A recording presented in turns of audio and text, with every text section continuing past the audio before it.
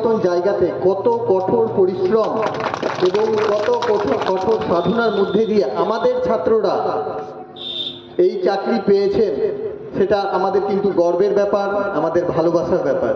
সত্যি ভালো লাগছে যে এত কঠোর একটা চাকরি পাওয়া মানে কঠোর পরিশ্রম, শুধুমাত্র শারীরিক পরিশ্রম না, মানসিক এবং অন্যান্য পরিশ্রমের মধ্যে দিয়েই